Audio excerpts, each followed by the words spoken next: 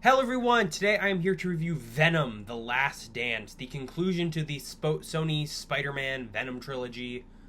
This will be a non-spoiler review, so if you have not seen the film yet, do not be afraid of spoilers, especially since this is opening night that I'm posting this. But yeah, I'm very excited to talk about this. If you've seen things before on my channel, you'd know I didn't really like the first Venom very much, but I was a bigger fan of Let There Be Carnage. I thought that one was pretty decent, and I've been excited to see this one. I've liked the trailers. I do like Tom Hardy as this character is interesting, but I do think his dynamic with Venom is a lot of fun, so I was excited to check this one out. And yeah, without further ado, let's get into things. On to the negatives. This movie is messy. There is a lot going on. There's a lot of side characters, there's a lot of plot lines, there's a lot of threats, a lot of villains. There's just a lot going on, and a lot of it is distracting from a lot of the time with just Eddie and Venom and their big last adventure. Definitely distracts from the movie a bit when it's like, okay, we're having a fun Eddie scene, but now we got like 10 to 15 minutes of just hanging out with these random other characters that we don't really know or care about too much. Just kind of doling out exposition. And that's not very fun when we have to do that. That's not too great. It's a little more front heavy. It's a lot more in the first half of the movie. The second half of the movie moves away from that a lot more, but there's definitely issues with that.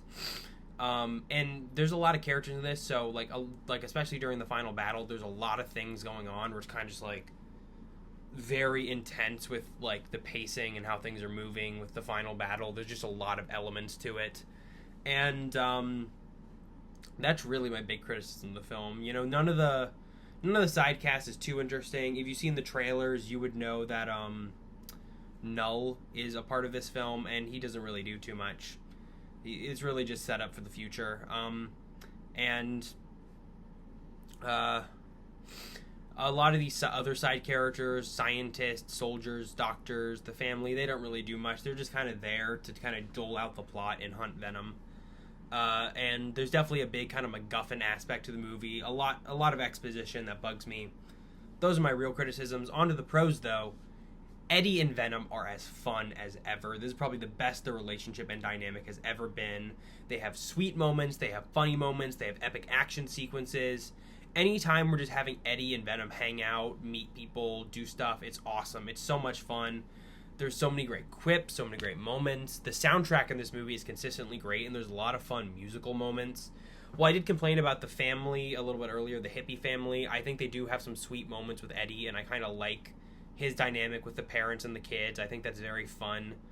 I liked, the return of Mrs. Chen and moments with that. And I like I said, Eddie and Venom, when they're together, they can have some funny moments. They can have some quippy moments, but they also just have some genuinely solid emotional moments where they kind of expand upon their bond and like what's going on with them and their relationship and what they've been through. And it's a lot of fun, for someone who's watched these last two movies over the past few years is now watching this one.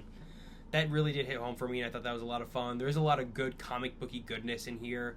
I'm complaining about a lot of the crazy elements in the final battle, but a lot of those elements are a lot of fun. Very, very cool to see on the big screen. The visual effects are consistently good. The action is consistently good. And the movie is just genuinely a blast. Like I said, a lot of fun musical moments. And just a lot of fun scenes where it's like, oh my gosh, are they doing this? This is awesome. So it's a real mixed bag of a movie. A lot of exposition, too many side characters, messy plot, just a lot going on. But when we do have those moments where we focus in on Eddie and Venom and their story, their connection to other characters, their relationship, the movie is funny, it is heartfelt, it is engaging, it is very enjoyable. So it's a mixed bag of a film, but I'm just going to choose to focus on the positives over the negatives. I would rewatch this again at some point. While I think it is significantly better than the first Venom, I don't think is as good as Let There Be Carnage, but I think it was a lot more streamlined than this one. But this is still a fun time, and I think some of the moments in this film are my favorite in the Venom trilogy. So I'd give Venom: The Last Dance a 6.5 out of 10. Hope you guys liked the video, and I will see you all soon for a review of Agatha All Along Season 1. Hope you liked the video. See you all then. Bye for now.